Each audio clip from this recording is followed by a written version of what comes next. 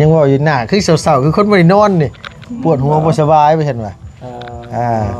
นอนดึกได้แม่เฮ้ยบ่ได้นอนดึกบ่ได้นอนดึกบ่เฮายันว่าเนาะอาจารย์เนาะเนาะเรามีผู้บุงผู้บ่าวแล้วก็นอนดึกแล้วน้องๆนะบ่มีบ่ล่ะโดยโอ้ยเนาะมาทำอะไรกับมีแล้วลูกเฮิมเว้ยพอได้มีแห้งใจเนี่ยพอได้ว่าสิวังกินลาบกินอย่างแน่เนาะอาจารย์เนาะโดยออกพรรษาเลยนะเอ้ยเดือน12เนี่ยมันมันต้องได้ไหวอะไรคอได้เฮ้ยเดินบอกอันอยู่ทางนี้คือเจ้าแต่งงานคือเจ้าบ่ได้เลือกเลยเนาะบ่ได้สนเลยบ่สนอย่างเดือนยังไงอยากเป็นเดือนยังกระตอกเลยเพราะว่าเพิ่นบ่ได้มีฮีตคือบ้านเฮาปานใดบ้านเฮาเอาสิแต่งเดือนคูเนาะอยู่บ้านเฮามันมีเดือน12เดือน2เดือน4เดือน6แต่เดือน8นี่เข้าพรรษาก็แต่งบ่ได้แล้วก็จบเบรก4เดือนว่าไงซะเดือน8เดือน9เดือน10เดือน11เดือน12ได้แต่งขอว่างานแต่งกันว่าญาติน้องหัวเหมือนกันกลางพรรษาคนนี้ก็แต่งเลยเนาะเจ้าก็ที่ถือไปยังก็ดอกแล้วเนาะโดยแม่นบ้านเฮาก็เริ่มแล้วพี่น้องกัน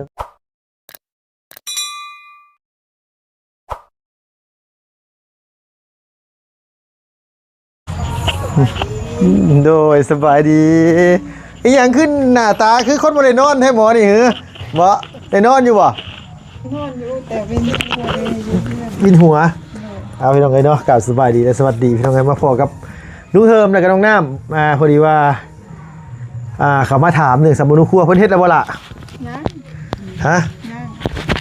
เขาไม่เฮ็ดแล้วแม่ยังบ่ทันแล้วดิอ๋อเฮ็ดเนี่ยไปเฮ็ดแล้วแต่ว่ายังบ่ทันได้ยังบ่ทันได้ก็ว่าฉันได้แม่เฮ้ยไปเฮ็ดแล้วพี่น้องเอ้ยแต่ว่ายังบ่ทันได้ออกมาจักมื้อเพิ่นนัดนางประมาณอาทิตย์นึงโอ้ยกระเจ้าเปิดเพลงตึมต่ำอยู่ม่วนขนาดเลยฝนตกนี่เด้เขาก็ฟังเพลงมันม่วนโดยบ่ได้ไปไสบ่นี่ได้ไปไสเป็นหัวแต่เมื่อวานแม่บ่ค่อยสบายเพื่อนด้วยปวดหัวด้วยตกกำเริบไหมโรคกำเริบไหมลุงก็หาแต่เศร้านี่ได้พี่น้องเลยเนาะ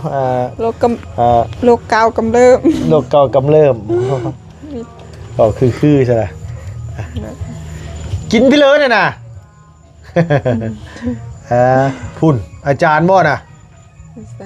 แมนแล้วอาจารย์เล่าน้ำอาจารย์เล่ามาน้ำอาจารย์เล่ามาฮักก็ขึ้นมาบ่ซีเมนน่าขึ้นมาเมื่อนี้แหละคิดว่าเลยพี่น้องแวะมาหาเอ้ยเรียบร้อยไว้แล้วบ่เฮ็ดสมุนครัวน่ะจดลงหมดทุกคนแล้วบ่ลูกน่ะยังไผจะบ่ได้จดลงไปยังเขาประทานจดเดยังอ๋อบ่800,000ธรรมดาสำนั้นน่ะก็มีแต่ว่าเอาเข้าผู้ใหญ่ก่อนก็ได้เอาเข้าผู้ใหญ่คืออดัมแล้วก็น้องน้ำแต่ก็น้องแล้วอีกคน2คนนี่ก็ที่เหลือก็เฮาใส่แต่ซื้อบ่ต้องเอารูปถ่ายก็ได้อย่ามันแพงโพดนะอย่ามันบ่พอเงินน่ะแล้วมื้อใดเพิ่นนัดไว้นี่ไปไม่ได้พัดตกอ๋อ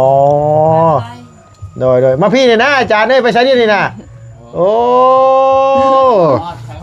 ผมเป้ยมายิ้มเป้ยมาพี่น้องเลยโดยเอาโดยมานั่งพี่ก็ได้นั่งพี่ก็ได้นี่ขึ้นมากันจะคนมานี่นะมากระเป๋าไรมากระเป๋าไร2คนฝนตกบ่ได้เปียกแล้วว่าเปียกอยู่มงนี้นี่มาเปียกอยู่เซโปสนี่แหละคอยตกแฮมอยู่เซโปสนี่เด้แต่พุ่นจะขึ้นมันแต่พุ่นมันบ่ได้ตกเนาะบ่ได้ตกมาตกอยู่นี่มาตกอยู่นี่คิดว่าเรื่องรถเรื่องล่างคิดว่าได้อยู่บ่ปีนี้บ่ได้ปีนี้นะเพราะว่าเงินบ่พอเอาลงเลยน้อยอย่าว่าแต่ปีนี้เท่าค่อยเดี๋ยวว่าจากใจเลยเงินถอดออกมาใช้ชีวิตแหละอาจารย์นะเงินขายรถค่อยถอดออกมาใช้ชีวิตเลยจ้ะเดือนบ่ฮอด4-5 แสนทำยักเดี๋ยวนี้ประมาณ4 แสนนี่แหละไปกันเต็มที่ก็เบิดไปได้3 แสนปลายละโพดโพโอ้ยบ่เฮามาแบบนี้มันเฮงแบบว่าเฮาใส่ค่าใช้จ่ายน้อยลงเนาะน้อยค่าใช้จ่ายมันสูงเจ้าก็ตัวเพิ่นสิได้รถคันนึงอีกเนาะบัดนี้เจ้าบ่เชื่อใครถ้าเบิ่งเด้อคันบ่มีผู้ใหญ่เข้ามานี่รับรองได้ว่าหายไปได้เลยแหละแต่ว่า ตะกี้ยังว่าขอโทษนำพี่น้องเอ้ยตะกี้ในสมัยตะกี้แบบผู้ใหญ่ใจดีเพิ่นก็ซอยในการเดินทางแน่ซอยค่าห้องค่าหอเนี่ยมันก็เงินรายได้จาก YouTube เฮาก็พอได้เก็บได้โฮมแต่ซุมื้อนี้บ่ได้เหลือเลยแต่ละเดือนบ่ได้เหลือบ่เหลืออย่างเดียวเพราะจกเงินเก่าที่หามาได้น่ะออกมาใช้ แม่ เดือนหนึงเท่าไหร่หมื่น 3-4 หมื่นเฉพาะจกเงินเก่าก็ได้บ่ได้เกี่ยวกับรายได้อันว่าแต่ ได้ ละ ก็ เดือน สิเท่าใด แม่น ประาณเนาะ ยอม ยอมแล้วเนาะ เลี้ยงปากเลี้ยงท้องตัวเองก็ยังบ่กุ้มเดี๋ยวนี้โอ้ยังว่าอยู่ เว้ากับแม่น้องนี่อยู่ว่าสิตกแรงมานี่สิว่าให้กับเจ้าไปไถทีหน้าไว้แล้วก็สิเฮ็ดสวนเฮ็ดหยังก่อน โอ้ ว่าบ่ได้จ้ะในชีวิตคนเฮาพลิกผันไปทางนั้นก็สิไปเป็นคนป่าคนสวนบ่ใช่ว่าอันนี้บ่จักว่าแต่ว่ากับยังบ่ทันได้วางมือดอกพี่น้องเอ้ยอันการช่วยเหลือนี่ก็ได้แต่ว่าเฮาก็ต้องวางแผนไว้อายุเฮาก็หลายขึ้นแหละ แม่ โดยที่จะว่าไว้เรื่องอนาคตตัวนั้นนะแต่เรื่องรถนี่คอยบอกไว้เลยว่าจักสิได้ไหมบ่เดี๋ยวนี้นะยันบ่มีปัญญาได้หลายกว่าเดี๋ยวนี้ แม่นขนาดใหญ่พวงก็ล้านปลายกว่ามื้อ เลย ป๋อ ใหญ่พวงก็ยังล้านปลายพี่น้องล้าน 40,000ล้าน50,000ว่าไง เนาะ โดย แพงกว่านี้ บ่ได้ธรรมดาเลยเขามาถามน้องน้ำว่าเพิ่นเฮ็ดบ่สำนุครัวว่ะ ไปแล้วบ่น้องน้ำ ยังไปแล้วแต่ยังบ่ได้ บอกไง ไปแล้วแต่ว่ายังบ่ได้ โดยเพิ่นบ่ทันได้ออกให้ อ๋อเพิ่นยังบ่ได้ออกให้ต้อง โดย นี่นัดไปอีกเนาะ แม่ อืม ว่าไงว่าต้องมีนัดไปอีกเพราะว่าเพิ่นต้องเก็บข้อมูลก่อน อืม โอ้ยฝนตกเลยง่วงพี่น้องขอโทษขออภัยหลายๆเอาอีหลีฝนตกแบบนี้นอนม่วนแท้ๆเลยนอนแบบเนาะ ไม่เต้นนอกนะอยู่เฮีย ได้ บ่เจ้าไปบ้านน้องหัวมาบ่ แม่น เราอยู่เฮือนอยู่บ่ อยู่น้องเพิ่นก็อยู่เพื่อนนั่นแหละ สิแวะไปหาเราก่อนครับเอา ทา ทาง งยากบ่ลูก กับปวดปาดไปนะขี้ตมขี้พงไปนะลายอยู่ขี้ตมนะบ่ได้ว่า ฝนตกแห้งนัก หน่อยฝนตกมาใหม่เพิ่มมาอีกก็ลำบากอยู่นิดนึงบ่ไหลอยู่หั่นเดี๋ยวนี้นะ เราโทรหาข่อยอยู่เพราะว่าข่อยอยู่เฮือนน้องเพชรเมื่อกี้นี่หักบ่มีสัญญาณ เราสิถามอยู่ไสได้เนาะ ถามข่อยสิบ่ข่อย ขึ้นมาจากมื้อเราไม่คิดว่า ประมาณ6 มื้อ7 มื้อ เนาะ ไป พุ่นแหละคอยว่าวันที่18 19บ่ได้สิลงไป เงินเดือนออกเนาะ พุ่นแหละมอพุ่นได้ว่ะมันเฮ็ดได้มันได้ขึ้นมาได้แม่น้องนี่ เมื่อกับให้มันอันนั้นพอดีเนาะลุงเนาะ โดย แต่ว่ามันก็ถึงจังหวะพอดีเลย มัน เมื่ออยู่ มื้อสองมื้อ จะมือสองมือเลย เดี๋ยวเอาไปใช้เงินนะอยู่พี่ก็ใช้เงินตลอดเลยพี่ก็ได้ เอาไม่ได้ใช้ใช้ พาลูกก่อนไปอันนั้น ไปใส่ พาลูกไปอันนี้แคมป์คล้องก่อน อ๋อโดย เพิ่นไปดินนั่นดินมาสไลเดอร์ กับขี่รถเช่ารถซิ่งเพราะว่ามันม่วนอยู่ได้อยู่ แม่นอยู่นี่อยู่ทางเข้าคาสิโนครับอาจารย์อันมองอันว่าสไลเดอร์เด็กน้อยเล่นน่ะคักอันนี้สวนน้ำนะ อืม ขอยพาลูกสาวไปโอ้ยฉันบ่อยากออกมาพี่น้องเอ้ยอยู่หั่นน่ะ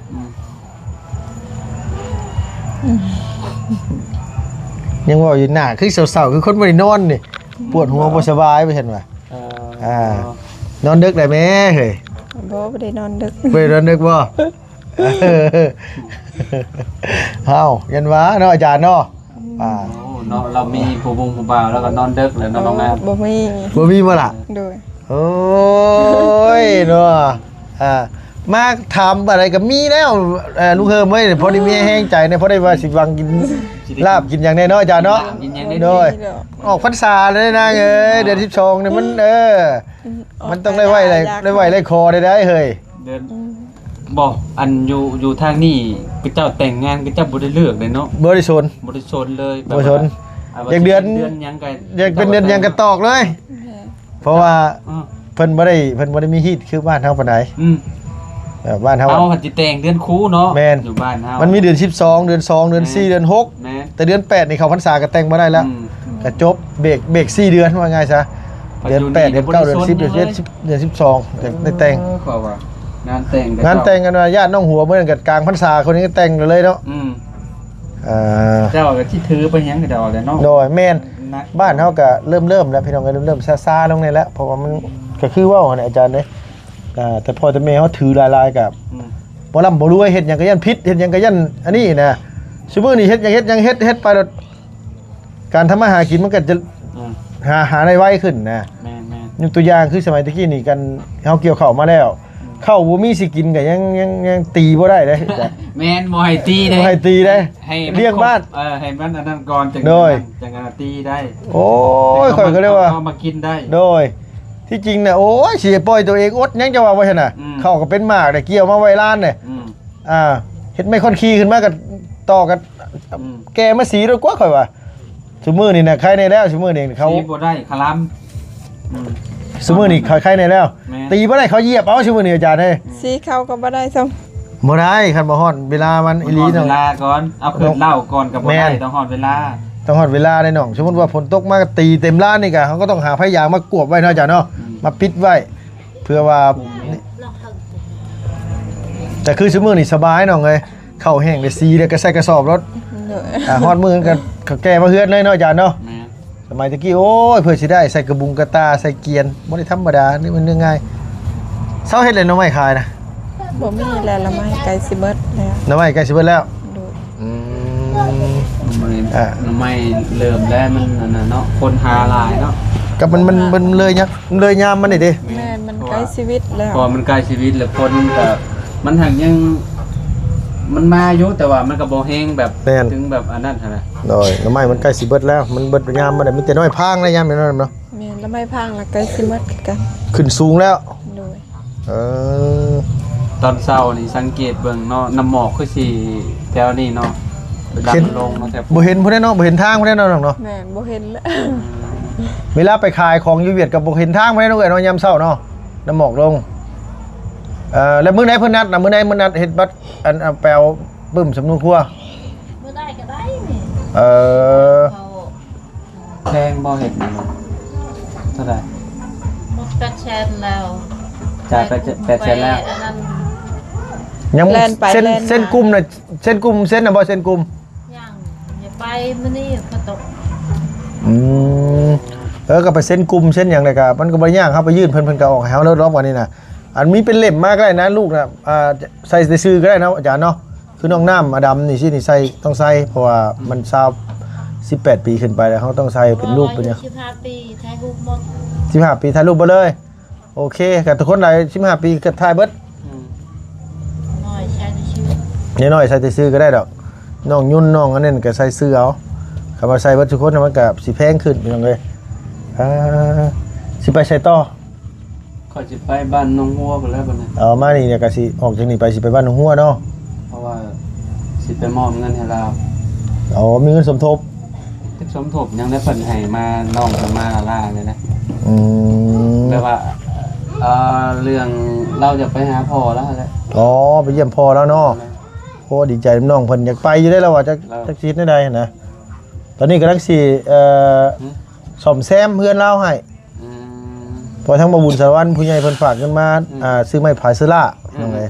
เฮ็ดประตูให้มันแน่นมันหนาเรียบร้อย เพราะว่าแบบมันห่างมันเนี่ยลงเนาะ โดย เวลามันลมมันยัง แม่นผลพุ่งผลพระ นะ นะ ผลพระ สิใช้ไม้พายซื้อล่าให้เพื่อนน้องน้ำนี่แหละบัดนี้นะ โอ้ขังไรสัก สิใช้พายซื้อล่าเอาเห็นบ่เพราะว่าให้กันให้มัน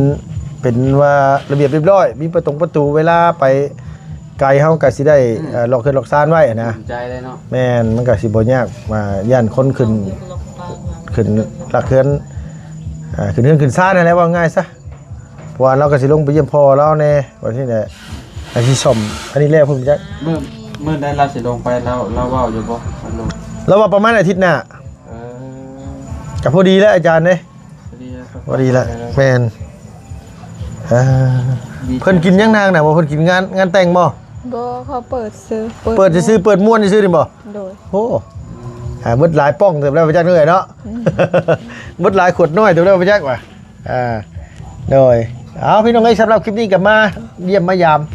พอดีพ่ออาจารย์เล่าพอดีก็เลยเอิ้นเพิ่นมานางเว้านำหาแต่ขึ้นมามื้อนี้เลย แม่ ฮ้อนๆเด้อเนาะคันเข้ากำลังทรายใส่ติ๊บนะว่าง่ายๆซะ นอนอยู่ใช่ครับ ข่อยนอนอยู่พุ่นข่อยนอนอยู่เวียงคำทั้งข่อยกับบ่อไร่หรือว่ากับไผนี่แหละฟังเบิ่งแมลงนี่ก็สินี่นะพอได้นอนอยู่พุ่นนี่ได้มันได้เซาห้องหลายคืนติดต่อกันล่ะ ลูกมันจะมือนะ แมลงเป็นคืนที่5 ค่าห้องเท่าไหร่ ค่าห้องขึ้นได้200,000 อ๋อหมดถึงเจ้าอยู่200,000บ่ หน่อย อ๋อ ขึ้นได้200,000 หามือกะล้านหนึงเลยค่าห้องค่ะยังว่าอยู่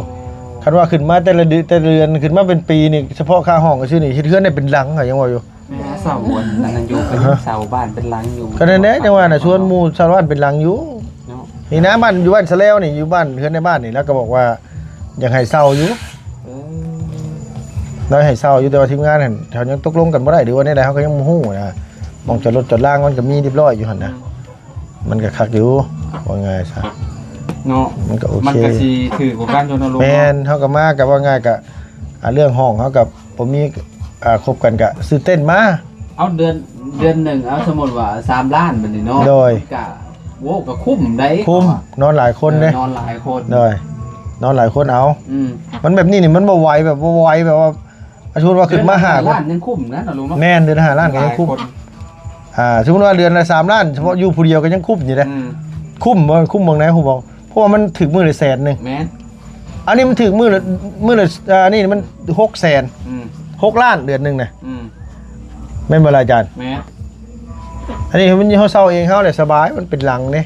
บ่ไงว่าอยู่กันสัก2คนใช่มีห้อง2ห้องก็ อืม คนละล้านหาเอาเดือนนึงเอาแม่นบ่ล่ะ แม่น ยังว่าสิชวนมาบุญอยู่เดือนนี้นะบ่ไหวได้พี่น้องเอ้ยแบบบ่ไหวแฮงบ่ไหวตรงที่แบบว่าค่าห้องมันแพงแล้วเฮาก็มาอยู่พี่ตลอดเลยเฮาก็สิมาเซาตลอดกับบ่แม่นว่าติเนาะ